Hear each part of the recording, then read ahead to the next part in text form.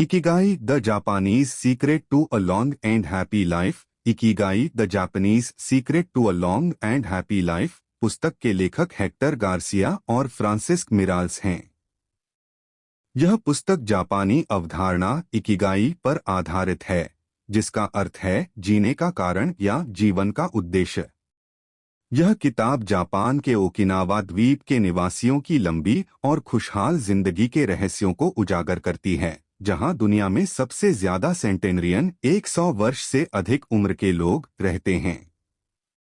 यह पुस्तक 9 अध्यायों में बंटी है और प्रत्येक अध्याय इकिगाई के विभिन्न पहलुओं को समझाने में मदद करता है। नीचे प्रत्येक अध्याय का हिंदी में सारांश दिया गया है, जो आपको इस पुस्तक की पूरी जानकारी देगा। अध्याय 1, इकिगाई क्या है?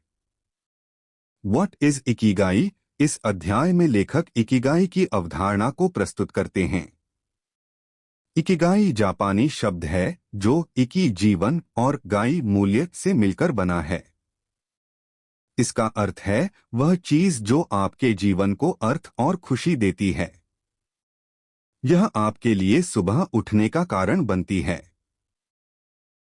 लेखक ओकिनावा द्वीप का उदाहरण देते हैं, जहां लोग अपने इकिगाई को ढूंढकर लंबा और खुशहाल जीवन जीते हैं। इकिगाई 4 मुख्य सवालों के जवाबों पर आधारित है। आपको क्या पसंद है? What do you love? आप किसमें अच्छे हैं? What are you good at? दुनिया को किस चीज की जरूरत है? What does the world need? आपको किसके लिए भुगतान मिल सकता है? What can you be paid for? इन 4 सवालों का जवाब ढूंढने से आपका इकिगाई मिलता है। अध्याय 2, दीर्घायु के रहस्य, सीक्रेट्स ऑफ लॉन्जेविटी। यह अध्याय ओकिनावा के सेंटेनरियनों के जीवन पर केंद्रित है। लेखक ओकिनावा के ओगिमी गांव की यात्रा का वर्णन करते हैं, जिसे लंबी उम्र का गांव कहा जाता है। यहाँ के लोग सामुदायिक बंधन, सक्रिय जीवन शैली और सकारात्मक दृष्टिकोण के कारण लंबा जीवन जीते हैं। लेखक कुछ सेंटेनरियनों जैसे मिसाओ ओकावा 117 वर्ष और जीन कैलमेंट 122 वर्ष के साक्षात्कारों का उल्लेख करते हैं। उनके अनुसार दीर्घायु के लिए कुछ मुख्य सिद्धांत हैं। सक्रिय रहें, शारीरिक गतिविधि जैसे बागवानी या पैदल चलना। सामुदायिक बंधन, मोआई मोय की अवधारणा, जो समान रुचियों वाले लोगों का एक समूह है जो एक दूसरे का समर्थन करते हैं। सकारात्मक दृष्टिकोण, तनाव को कम करना और जीवन के प्रति आशावादी रहना। अध्याय 3, लोगोथेरेपी और इकिगाई, लोगोथेरेपी एंड इकिगाई। इस अध्याय में लेखक विक्टर फ्रैंकल की लोगोथेरेपी और इकिगाई के बीच समानता को दर्शाते हैं। लोगोथेरेपी कहती है कि जीवन का अर्थ ढूंढना मानव का सबसे बड़ा प्रेरक बल है। लेखक बताते हैं कि इकिगाई भी यही कहता है।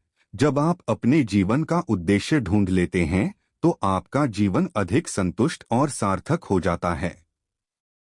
यह अध्याय इस बात पर जोर देता है कि इकिगाई ढूंढने के लिए आपको आत्मनिरीक्षण करना होगा और यह समझना होगा कि आपके लिए क्या मायने रखता है।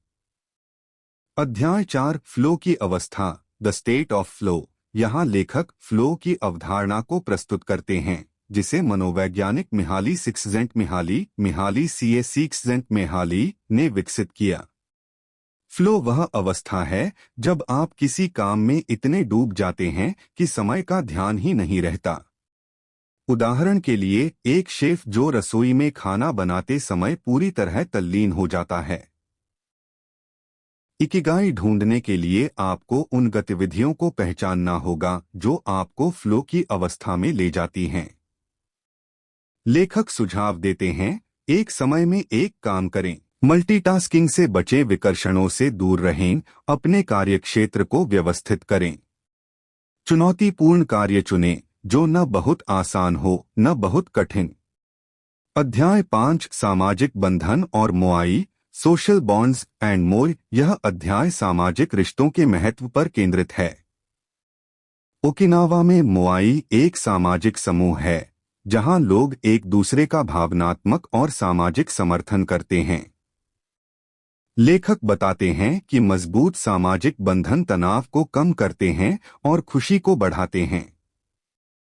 कुछ सुझाव हैं। दोस्तों से नियमित संपर्क, छोटी छोटी मुलाकातें भी महत्वपूर्ण हैं।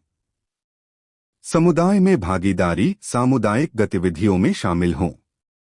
खुले मन से नए लोगों से मिलें, एक मुस्कान के साथ अजनबियों का स्वागत करें। अध्याय 6 माइंडसेट का महत्व, द पावर ऑफ माइंडसेट। इस अध्याय में लेखक बताते हैं कि आपका दृष्टिकोण आपके स्वास्थ्य और खुशी पर गहरा प्रभाव डालता है। जापानी अवधारणाएं जैसे वाबी साबी, अपूर्णता में सुंदरता देखना, और इचिगो इचिए, हर पल को अनमोल मानना, जीवन को सकारात्मक बनाती हैं। लेखक सुझाव देते हैं, वर्तमान में जिएं, भूत और भविष्य की चिंता छोड़ दें। कृतज्ञता का अभ्यास करें।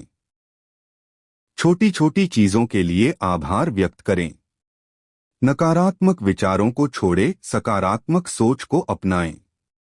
अध्याय 7 कार्य और इकिगाई, वर्क एंड इकिगाई। यह अध्याय इस बात पर केंद्रित है कि आपका कार्य आपके इकिगाई का हिस्सा कैसे हो सकता है। लेखक बताते हैं कि ओकिनावा में लोग रिटायरमेंट की अवधारणा में विश्वास नहीं करते।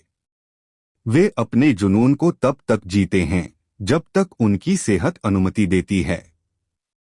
सुझाव, ऐसा काम चुनें जो आपको पसंद हो, यह आपको फ्लो की अवस्था में ले जाए। अपने मूल्यों के साथ तालमेल रखें, अपने काम को अपने उद्देश्य से जोड़ें। छोटे कदमों से शुरुआत करें, धीरे धीरे अपने जुनून को करियर में बदलें। अध्याय 8 माइंडफुलनेस और Ikigai, mindfulness and Ikigai. Mindfulness जापानी संस्कृति का महत्वपूर्ण हिस्सा है। यह अध्याय बताता है कि रोजमर्रा की गतिविधियों में पूरी तरह मौजूद रहना आपके इकिगाई को मजबूत करता है। लेखक माइंडफुलनेस के लिए कुछ तकनीकों का सुझाव देते हैं। ध्यान, मेडिटेशन, रोजाना कुछ मिनट ध्यान करें। सांस पर ध्यान दें, यह तनाव को कम करता है। हर पल का आनंद लें, छोटी छोटी चीजों में खुशी ढूंढें। अध्याय 9 ओकिनावा की जीवन शैली और आहार, ओकिनावन लाइफस्टाइल एंड डाइट। यह अध्याय ओकिनावा के लोगों के आहार और जीवन शैली पर केंद्रित है। लेखक हारा हाची बू की अवधारणा को बताते हैं, जिसका अर्थ है 80% भरे पेट पर खाना बंद करना। अन्य सुझाव, विविध आहार, विभिन्न प्रकार की सब्जियां और फल खाएं। कम चीनी, मिठाई और प्रोसेस्ड फूड से बचें। साइट्रस फल, ये कैंसर, मधुमेह और मोटापे से बचाते हैं। नियमित व्यायाम, रेडियो तैसो जैसे सरल व्यायाम करें। इकिगाई के 10 नियम, 10 रूल्स ऑफ इकिगाई। पुस्तक के अंत में लेखक इकिगाई के 10 नियम साझा करते हैं, जो इस प्रकार हैं। सक्रिय रहें, रिटायर न हो, अपने जुनून को हमेशा जीवित रखें। धीरे धीरे चलें, जल्दबाजी छोड़ें, जीवन का आनंद लें। 80% भरे पेट पर खाना बंद करें, अधिक खाने से बचें। अच्छे दोस्त बनाएं, मजबूत सामाजिक बंधन बनाएं। शारीरिक रूप से फिट रहें, नियमित व्यायाम करें। मुस्कुराएं, सकारात्मक दृष्टिकोण रखें। प्रकृति से जुड़े, समय समय पर प्रकृति में समय बिताएं। कृतज्ञता व्यक्त करें, छोटी छोटी चीजों के लिए आभार मानें।